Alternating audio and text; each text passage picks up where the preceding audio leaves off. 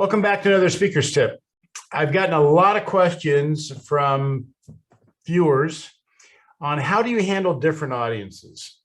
What steps do you need to go through when you're talking to a completely different audience than you're used to talking to? Now, for those of us that primarily speak in Toastmasters clubs, this is a pretty big deal because Toastmasters audiences are some of the most warm, forgiving, inviting, caring audiences you can ever speak in front of, because everybody else is up there speaking also. But when you go outside of that environment and you speak to a lot of groups where the audience members also don't get up and speak, it can be a different experience. And there are some steps you need to take to make sure that you're prepared for the audience that you're going to go speak to. I have three primary rules that I look for to help me focus when I'm going to a new group or a new organization that I'm going to speak with. The first thing I want to know is, what is the venue? What type of venue am I speaking at? And what I mean by that, am I on a stage with a lapel mic? Am I at a head table speaking behind a lectern? Am I over at the corner on a lectern? Can I have a PowerPoint? What is the setup I'm going to be walking into? That's critical for you to know so that you are prepared for the environment you're going into. The second thing is, what is my message? Now that's going to tie into who is my audience, which is the third. So what's my venue? What's my message? Who's my audience? You have to make sure that your message is relevant to your audience. Now, one of the things you're going to do as a speaker, when you go speak in front of other groups, if your message is not relevant to that audience, you're going to have a horrible time. It's just that simple. And if your message is relevant to the audience, you also have to make it to the type of audience you're talking to. So let's just say if you have a topic that is relevant to most people, but you're talking to high school kids, that's a different experience than if you're talking to a Rotary Club where probably most of the people are in their 50s and 60s. So you have to be able to know the basic demographics of the audience, and that's one of the things that you're going to want to find out is who is going to be in the room. A big component of it is how do you relate to that audience? You're wanting the audience to relate to you. Well, the audience will relate to you to the degree that you relate to the audience. I can give you two examples of this. One that was a huge disaster in my speaking. I was asked to head up a whole seminar series for a green building code here in California. And there was an organization, the founder of knew me and said they have to do these seminars all over California and they have to teach the new green building code to building inspectors in the cities and the counties. And he wanted me to be the MC of the event and run the event, which I was thrilled to get a paid speaking opportunity to go out and do that. I did 3 events. And it became blatantly obvious to me that I did not know enough. I wasn't even close to knowing enough about the building industry, about building codes, about inspections, about green technology in the building industry to be a qualified speaker to lead that organization. I could speak fine, but the audience I was speaking to was so technically advanced to where it was not a good fit for me. Okay, so what was my relationship to the audience? My relationship to the audience was the fact that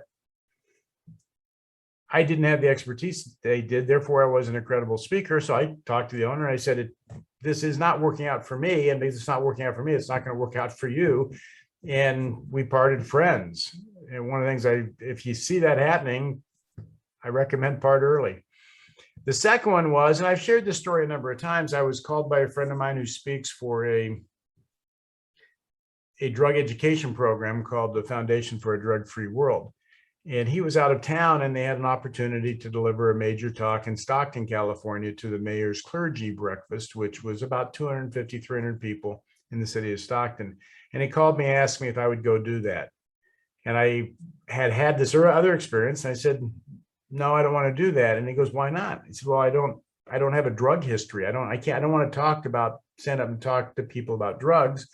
I don't have a history in that, and I'm not comfortable speaking on subjects I don't have any experience in. And his response was, why not? You grew up in the 70s.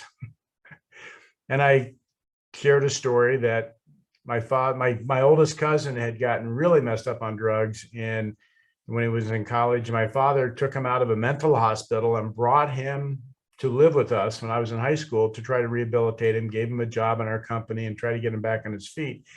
And he lived with me for a year. And I saw how messed up my cousin was. And there was no way I would put anything in my body that I was concerned was going to mess it up. And his response was, what do you mean you don't have a drug history?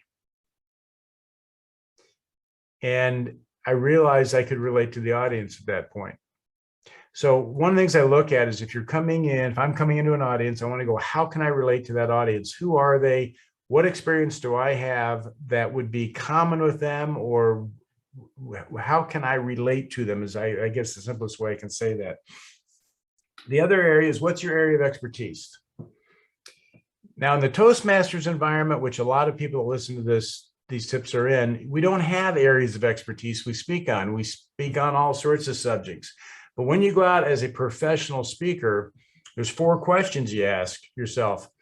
Okay, what problem do I solve? Who's got that problem? Where do I find them, and how do I get paid for it? So if people hire experts in areas. They don't hire great speakers. They hire people with expertise. So when you're coming to an audience, what's your area of expertise? And what's your area of expertise relating to the audience's level of expertise in that area? Now, I speak a lot on leadership, a lot on team building, and I have great experience in that area. And I can relate to about any audience on those subject matters. But if I was speaking to a very high-level group of CEOs that had built multi-billion-dollar companies, I'm probably not the best speaker for them. But if I'm speaking to mid-level management or people with mid-level companies, they're struggling to keep their teams together, I'm going to be a great speaker for them on that, because I'm going to totally relate to what they're going through. But an example of this was a gentleman I know through the National Speakers Association. He's one of the past presidents, named Jim Cathcart. And I was talking to Jim one time, and he said he was hired to come in and speak to a group of very highly trained medical professionals, surgeons and doctors and people that had multiple degrees. And I don't even know that Jim has a college degree. He may, but he's a great musician and sort of made his money playing music and speaking on the side. He's got some phenomenal stories. But he said he got in front of this room and he goes, boy, I'm really, really impressed. And, I'm intimidated by the people I'm talking to. The level of education you have, the level of expertise you have. I have a question. How many of you had a leadership class in your medical school? And none of the hands went up. He said, in leadership, I'm the expert in the room. And he positioned himself right then. Now, that's a very advanced speaker who can say that. He says, I'm the expert in the room, and let me tell you how leadership works. He's not talking to him about medical procedures or drug programs or radiation or something that the medical doctors would be involved in. He's talking about leadership, and he talked about how he was the expert in that. So he positioned himself with the group. In closing on this, there are some groups you don't want to talk to because you're not going to relate to them. It's not going to be a good fit for you and the group. And you need to figure that out. And sometimes the only way you figure that out is to go out and talk to a few and have the bad experience, like I did. And then you go, I don't want to have that again. I'm smart enough to actually pick my groups. But I think if you dig and you work on it, and this is a major part in speaking outside of a group like Toastmasters, of understanding the group you're talking to. And there's a lot of legwork that goes in to understanding that group. And don't estimate the amount of work you have to do. It's not something that comes easy. There's a lot of homework you need to do to understand that group. But if you do it, you'll be successful and have a great time. That's the tip for this week. See you next week.